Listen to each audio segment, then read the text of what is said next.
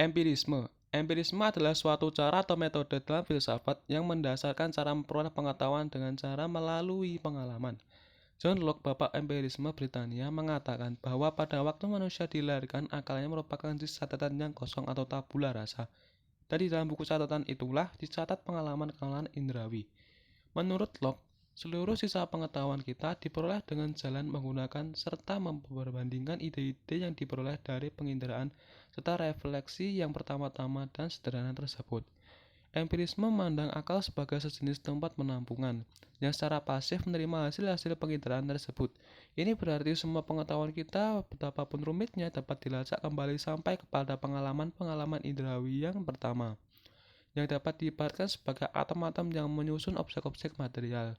Apa yang tidak dapat atau tidak perlu dilacak kembali secara demikian itu bukanlah pengetahuan, atau setidaknya bukanlah pengetahuan mengenai hal-hal yang faktual.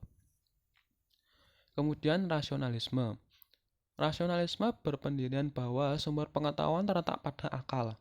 Bukan karena rasionalisme mengingkari nilai pengalaman, melainkan pengalaman paling-paling dipandang sebagai sejenis perangsang bagi pikiran. Para penganut rasionalisme yakin bahwa kebenaran dan kesesatan terletak di dalam ide kita, dan bukannya di dalam diri barang sesuatu. Jika kebenaran mengandung makna mempunyai ide yang sesuai dengan atau menunjuk kepada kenyataan, maka kebenaran hanya dapat ada dalam pikiran kita dan hanya dapat diperoleh dengan akal budi saja. Selanjutnya, fenomenalisme. Bapak fenomenalisme adalah Immanuel Kant. Kant membuat uraian tentang pengalaman. Pada sesuatu sebagaimana terdapat dalam dirinya sendiri merangsang alat indrawi kita dan diterima oleh akal kita dalam bentuk-bentuk pengalaman dan disusun secara sistematis dengan jalan penalaran. Karena itu, kita tidak pernah mempunyai pengetahuan tentang barang sesuatu seperti keadaannya sendiri, melainkan hanya tentang sesuatu seperti yang nampak kepada kita. Artinya, pengetahuan tentang gejala atau fenomenon. Bagi Kant, para penganut empirisme benar bila berpendapat bahwa semua pengetahuan didasarkan pada pengalaman. Meskipun benar hanya untuk sebagian, tetapi para penganut rasionalisme juga benar, karena akal memaksakan bentuk-bentuknya sendiri terhadap barang sesuatu serta pengalaman. Selanjutnya, intuisionisme. Menurut Bergson, intuisi adalah suatu cara untuk mengetahui secara langsung dan seketika. Analisa atau pengetahuan yang diperoleh dengan jalan pelukisan tidak akan dapat menggantikan hasil pengenalan secara langsung dari pengetahuan intuitif. Salah satu di antara unsur-unsur yang berharga dalam intuisionisme Bergson ialah paham ini memungkinkan adanya suatu bentuk pengalaman di samping pengalaman yang dihayati oleh indera. Dan demikian, data yang dihasilkannya dapat merupakan bahan tambahan bagi pengetahuan di samping pengetahuan yang dihasilkan oleh penginderaan. Kan masih tetap benar dengan mengatakan bahwa pengetahuan didasarkan pada pengalaman. Tetapi, dengan demikian pengalaman harus meliputi baik pengalaman indrawi maupun pengalaman intuitif. Kritisme. Filsafat Immanuel Kant yakni kritisme adalah penggabungan antara aliran filsafat sebelumnya, yakni rasionalisme yang dipelopori oleh René Descartes dan empirisme yang dipelopori oleh David Hume. Kant mempunyai 3 karya yang sangat penting, yakni kritik atas rasio murni, kritik atas rasio praktis, kritik atas pertimbangan. Ketiga karya inilah yang sangat mempengaruhi pemikiran filsuf sesudahnya,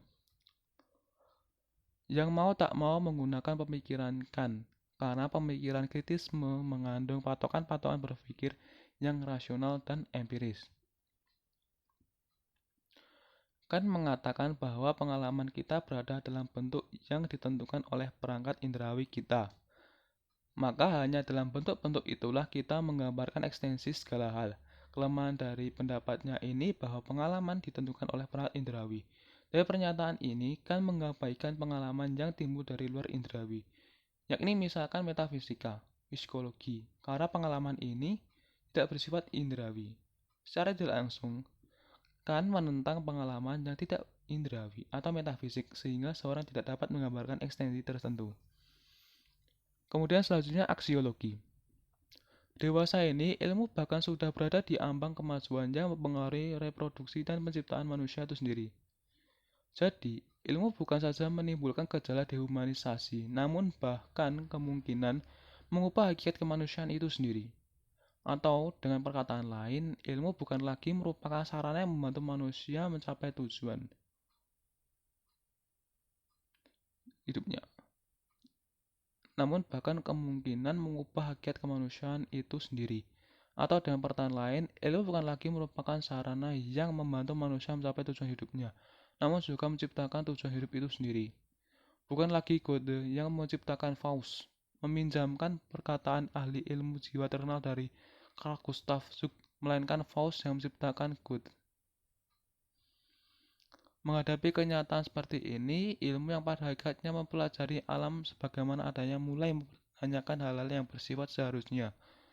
Untuk apa sebenarnya ilmu itu harus dipergunakan? Di mana batas wewenang penjelajahan keilmuan? Ke arah mana perkembangan keilmuan harus diarahkan? Pertanyaan semacam ini jelas tidak merupakan urgensi bagi ilmu seperti Kopernikus, Galileo, dan ilmuwan seangkatannya.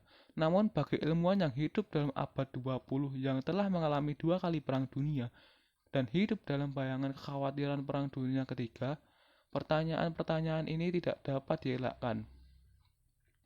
Dan untuk menjawab pertanyaan ini, maka ilmuwan berpaling kepada hakikat moral. Metafisika. Metafisika merupakan bagian dari aspek ontologi dalam kajian filsafat. Konsepsi metafisika berasal dari bahasa Inggris, metafisik Latin, metafisika dari Yunani, metafisika, sudah fisika. Dari kata meta, setelah melebihi, dan fisikos, menyangkut alam, atau fisik alam. Metafisika berasal dari kata meta atau dibalik, tersembunyi, dan fisika, dunia yang tampak. Jadi, metafisika adalah bagian dari filsafat ilmu yang mempelajari di balik realitas. Salah satu buku filsafat menyebutkan bahwa metafisika berarti di balik yang ada. Kedudukan metafisika dalam filsafat ilmu sangat kuat. Metafisika sudah merupakan sebuah cabang ilmu tersendiri dalam pergulatan filosofis. Setiap telaah filosofis terdapat unsur metafisik. Metafisika merupakan bagian falsafah tentang hakikat yang ada di balik fisika atau yang nampak. Hakikat tersebut biasanya bersifat abstrak dan di luar jangkauan pengalaman manusia biasa. Metafisika secara prinsip mengandung konsep kajian tentang sesuatu yang bersifat rohani dan tidak dapat diterangkan dengan kaidah penjelasan yang ditemukan dalam ilmu yang lain.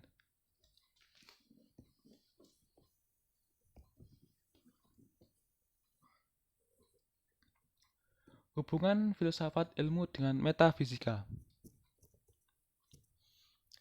Kedudukan metafisika dalam dunia filsafat sangat kuat. Pertama, metafisika merupakan sebuah cabang ilmu tersendiri dalam pergulatan filosofis. Kedua, telaah filsafat terdapat unsur metafisik merupakan hal yang signifikan dalam kajian ilmu filsafat.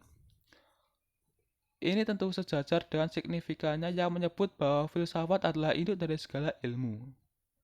Menurut Katsoff, metafisika termasuk salah satu dari cabang-cabang filsafat, yaitu hal-hal yang terdapat sudah fisika, hal yang terdapat di balik yang nampak. Metafisika oleh Aristoteles disebut sebagai ilmu pengetahuan mengenai yang ada sebagai yang ada, yang dilawankan dengan yang ada sebagai yang digerakkan, atau yang ada sebagai yang dijumlahkan. Kita dapat mendefinisikan metafisika sebagai bagian pengetahuan manusia yang berkaitan dengan pertanyaan mengenai hakikat yang ada yang terdalam. Secara singkat, dapat dinyatakan bahwa pertanyaan-pertanyaan ini menyangkut persoalan kenyataan sebagai kenyataan dan berasal dari perbedaan yang cepat disadari oleh setiap orang, yakni perbedaan antara yang tampak atau appearance dan yang nyata atau reality. Kemudian kedudukan metafisika. Dimensi kajian filsafat ilmu dibagi menjadi dimensi ontologi, dimensi epistemologi, dan dimensi aksiologis.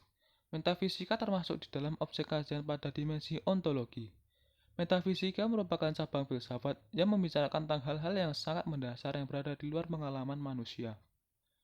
Metafisika mengkaji segala sesuatu secara komprehensif. Menurut Asmoro Ahmadi, metafisika merupakan cabang filsafat yang membicarakan sesuatu yang bersifat keluar biasaan atau beyond nature yang berada di luar pengalaman manusia atau immediate experience. Menurut Ahmadi, metafisika mengkaji sesuatu yang berada di luar hal-hal yang biasanya berlaku pada umumnya atau keluar biasaan, atau hal-hal yang tidak alami, serta hal-hal yang berada di luar kebiasaan atau di luar pengalaman manusia. Sumbangan metafisika terhadap ilmu pengetahuan. Sumbangan metafisika terhadap ilmu pengetahuan adalah pada fundamental ontologisnya. Sumbangan metafisika pada ilmu pengetahuan adalah persinggungan antara metafisika dan ontologi dengan epistemologi. Manfaat filsafat, ilmu, dan metafisika bagi pengembangan ilmu adalah sebagai berikut. Yang pertama adalah kontribusi metafisika terletak pada awal terbentuknya paradigm ilmiah.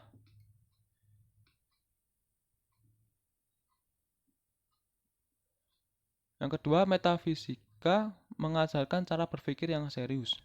Yang ketiga, metafisika mengajarkan sikap open-ended. Yang keempat, perdebatan dalam metafisika melahirkan berbagai aliran. Yang kelima, metafisika menuntut orisinalitas berpikir.